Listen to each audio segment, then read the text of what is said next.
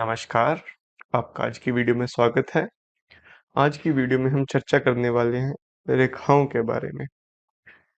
इस वीडियो में हम केवल रेखाओं के नाम और उनके स्थान के बारे में ही चर्चा करेंगे। उनके बारे में विशेष चर्चा हम आगे आने वाली वीडियो में करेंगे। तो चलिए शुरू करते हैं। सबसे पहले हम चर्चा करेंगे जीवन रेखा के बारे में।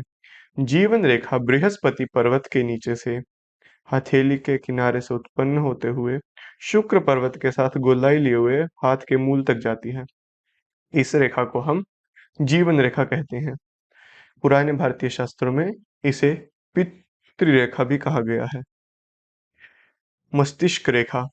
मस्तिष्क रेखा भी गुरु पर्वत के नीचे से ही उत्पन्न होते हुए हाथ में हमें हथेली के बीच से सीधी जाती हुई दिखाई देती है। इसे हम मस्तिष्क रेखा कहते हैं। पुराने भारतीय शास्त्रों में इसे मातृरेखा कहा गया है। हृदय रेखा। हृदय रेखा बुद्ध पर्वत के नीचे से उत्पन्न होते हुए गुरु पर्वत की ओर हमें जाती हुई दिखाई देती है। इसे हम हृदय रेखा कहते हैं। ये तीन रेखाएं हमारे हाथ की मूलभूत रेखाएं हैं। ये तीन रेखाएं आपको हर व्यक्ति के हाथ में दिखाई देंगी। अब चर्चा करते हैं भाग्य रेखा की।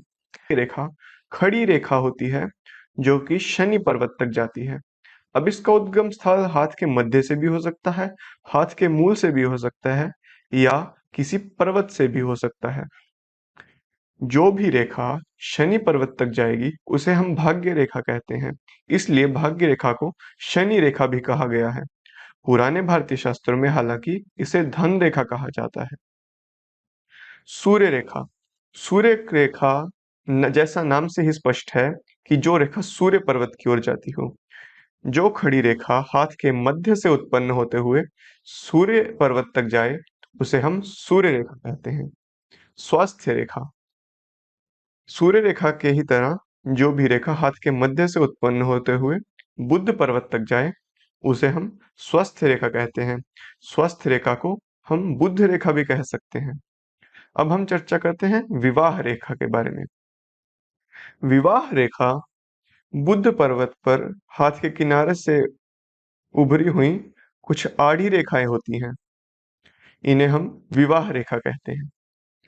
मणिबद्ध रेखा। मणिबद्ध का अर्थ होता है ब्रेसलेट। हमारे हथेली के मूल में कुछ रेखाएं ब्रेसलेट की तरह अर्थात गोलाई लिए हुए हमें दिखाई देती हैं। इन रेखाओं को हम मणिबद्ध रेखा कहते हैं।